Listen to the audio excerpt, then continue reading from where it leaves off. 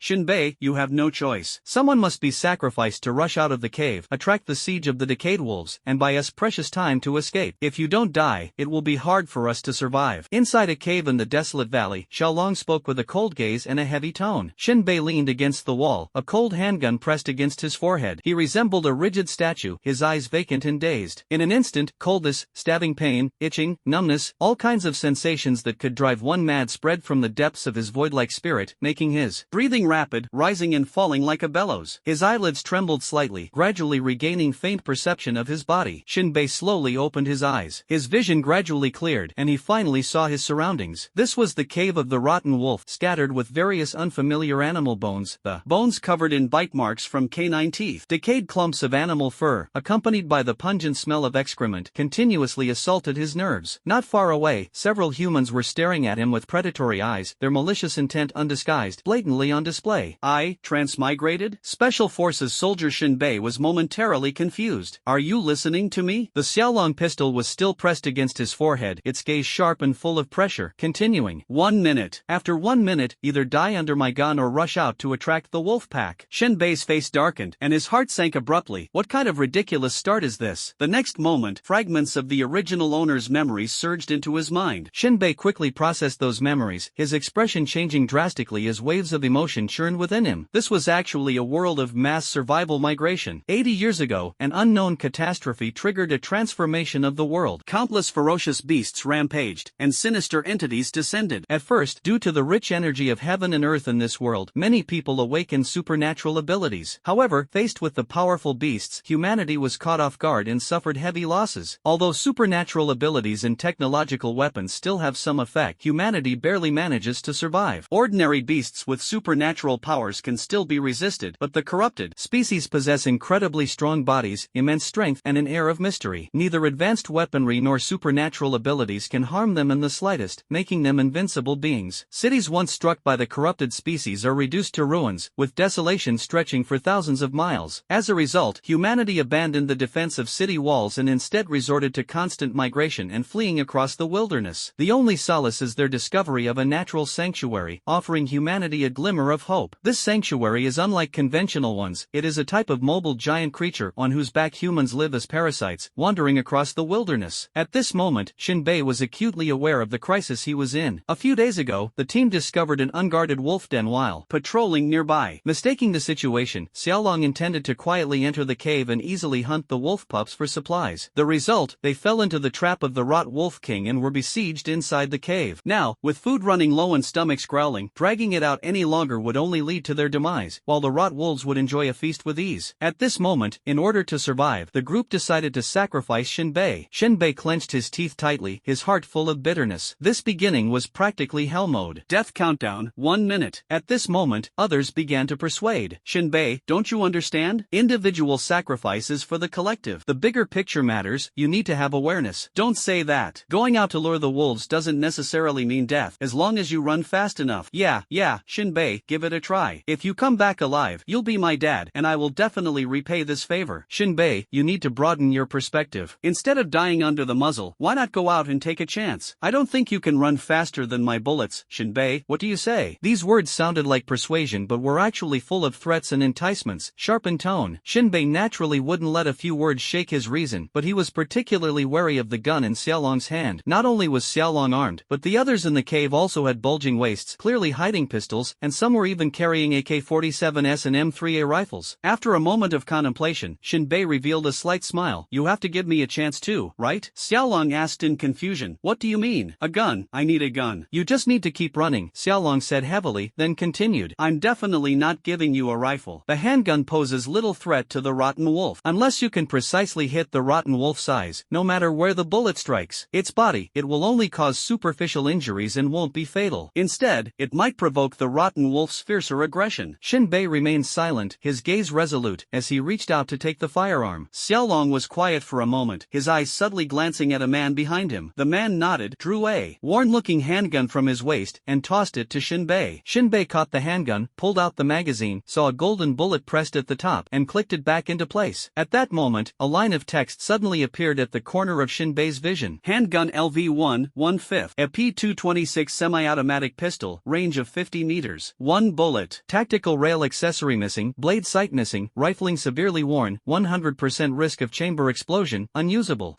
Shen Bei was slightly stunned. A plug-in? Although the text was concise, it was difficult to fully understand. What exactly is the function of the plug-in? Was the process of inserting and removing the magazine just now meant to increase experience points? What made him even angrier was, this group of people actually gave him a pistol that would explode in the chamber. Shen Bei suppressed his anger and refrained from reprimanding anyone. He decided to first test how the pistol would change after upgrading. He inserted and removed the magazine again, but the experience points did not increase. Shen Bei frowned, then disassembled the pistol's slide, barrel, recoil mechanism, frame, and trigger mechanism one by one, cleaning out the sand inside in the process. Afterward, he reassembled the pistol. The moment the assembly was completed, the text at the corner of his eye jumped again. Handgun LV1, 5/5, upgradable. As expected, disassembling items can actually increase experience points. Shen Bei's mind stirred slightly, and he whispered, upgrade. Handgun LV2, 0 out of 10. A P226 semi-automatic handgun with a range of 50 meters. 1 bullet. Tactical rail accessory missing, blade sight missing, rifling severely worn. Usable, with slightly increased lethality.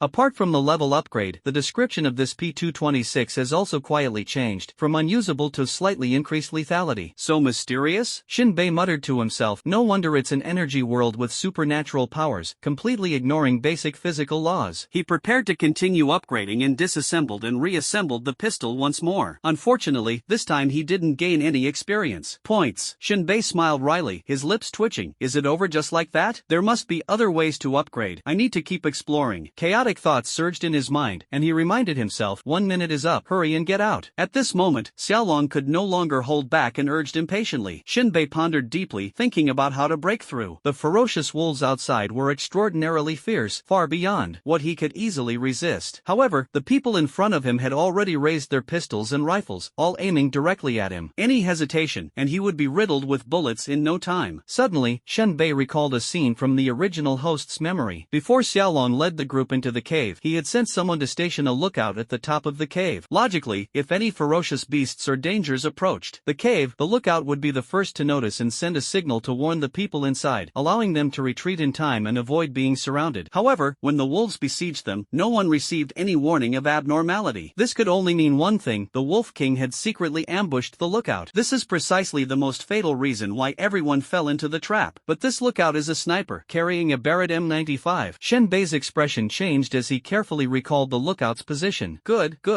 Since all of you want me dead, then I'll make sure you can't survive. Shen Bei sneered inwardly, his plan already in place. Then, under everyone's gaze, Shen Bei slowly walked toward the cave entrance. This was his first time truly looking at this world. The thin gray clouds in the sky kept shifting, revealing an exceptionally blue sky. The sunlight poured down like fire, scorching the cracked earth under the intense heat. In the distance, a strong pack of rotting wolves paced back and forth, their drool dripping onto the scorching rocks in the valley, evaporating into hissing white smoke. Though hungry, they stayed 500 meters away from the cave entrance, as if they too understood that beyond this distance, the power and accuracy of the automatic rifles would be greatly diminished. Over 300 rotting wolves in the valley scanned their surroundings. If they left the shelter of the cave, the agile and fierce rotting wolves could surround them from all sides and tear the entire squad to pieces in a single charge. However, time was running out, and they couldn't afford to wait. In the end, they had no choice but to push Shen Bei forward as a sacrifice. Shen Bei focused intently, observing everything. In the pack of decayed wolves, Shen Bei discovered a wolf that was different from the rest. It had a massive body, sleek pure black fur, which was extremely rare among the decayed wolves. However, the most shocking thing was that this wolf was actually standing upright. Although the alpha wolf occasionally went on all fours, most of the time it stood like a human, using varied howls of different pitches and lengths, along with its front paws, to command the pack. Shen Bei tilted his head to listen, his heart unable to calm down for a long time. This alpha wolf had actually produced at least 30 distinct syllables. If these syllables could be combined, it would practically be a language. Was this really a decayed wolf? He took a deep breath and glanced back at Xiaolong and the others. Xiaolong, somewhat impatient, lowered his voice and rasped, "Move. What are you waiting for?" Shen Bei's lips curled into a cold smile. "Just wanted to bid you all a final farewell. No need, just finish your task." "Oh, alright then." Bang! Out of nowhere, a bullet pierced through Xiaolong's forehead, blasting out the back of his skull in a spray of crimson and white blood and brain. Matter splattered across the ground and onto the faces of those nearby. Xiaolong's eyes went blank. Before he could even scream, he collapsed, lifeless. Everyone froze at the suddenness of it all. Shen Bei holstered his still-smoking pistol, a satisfied, vengeful smile on his face. "Damn it, you wanted to give me a faulty gun and send me to die? I made sure the last bullet sent you off first." A gentleman holds no overnight grudge. Shinbei avenged himself on the spot. At the same time, he received an unexpected surprise. After firing a shot, his experience points increased. Handgun LV2, 1 out of 10. The others in the cave never expected things to take such an unexpected turn. That handgun was clearly in a damaged state. How could it still fire a bullet? Even if it could, Shinbei actually used the last precious bullet to shoot at the Sky Dragon at the final moment. But that handgun was clearly broken. Incredible, how could it possibly fire a bullet? Damn it, are you all out of your minds? Why are you still debating the quality of the pistol at a time like this? Shoot him, blow that bastard to pieces. Just as the people inside the cave angrily grabbed their guns to fire at Shinbei at the cave entrance, his figure had already vanished without a trace. They were furious, cursing incessantly. At this moment, Shinbei was sprinting at full speed. Instead of charging straight into the wolf pack, he turned sharply to the left, running with all his might. This direction not only allowed him to escape the cave's line of sight and avoid retaliatory gunfire, but more importantly, it enabled him to quickly reach the mountaintop and seize the sniper rifle. Trying to break through the siege of over 300 rotting wolves without any superpowered individuals was nothing short of a fool's dream, a suicidal act, and a path to self-destruction. The only way to break through is the sniper rifle at the mountaintop. At this moment, the alpha wolf saw Shinbei's figure rushing out but did not swarm forward. It seemed to understand that Shinbei was merely bait released by humans. The alpha wolf stood upright, emitting wolf howl syllables, calmly coordinating the actions of the pack, sending out a few decayed wolves to pursue while maintaining order among the others. When necessary, it still walked upright but never lingered in one place for too long, often hiding within the wolf pack. Apart from its wolf-like appearance, it resembled a calm, ruthless, and cunning human commander. Out of the corner of his eye, Shinbei caught sight of several rotting wolves charging toward him, their speed so fast that the pebbles on the ground were sent flying, like a sports car accelerating at full throttle. He cursed under his breath, completely underestimating the speed of the mutated beasts in this world. The rotting wolves were so fast it made his scalp tingle. Shinbei shouted in a deep voice, once again overexerting himself, pushing his heart's blood supply to the limit. Even his nostrils couldn't withstand the intense exertion, suddenly spraying out a gush of blood. He disregarded everything, teetering on the edge of life and death, wishing he could grow 8 legs to sprint away. Within just a few breaths, the distance between the two sides kept shrinking. The fastest decayed wolf was less than 20 meters behind Shinbei in the blink of an eye. Shinbei could even feel the immense pressure, as if being dragged backward by the decayed wolf. Finally, a small cliff less than 3 meters high appeared in Shinbei's field of vision, standing like a wall in front of him. He crouched and leaped, extending his arms, his fingers gripping the edge. Using the momentum, he rolled and vaulted up. Turning his head to the left, a mangled corpse that had been gnawed on came into view, along with a Barrett M95. Shinbei didn't hesitate, rolling forward a few steps and quickly grabbing the sniper rifle on the ground. He pulled the bolt. Text prompts instantly popped up at the corner of his eye. Sniper rifle LV1, 0/5. Modified Barrett M95, range 900 meters, ammunition capacity of 5 rounds, missing detachable bipod and rear adjustable monopod, scope also absent, yet still possesses formidable firepower.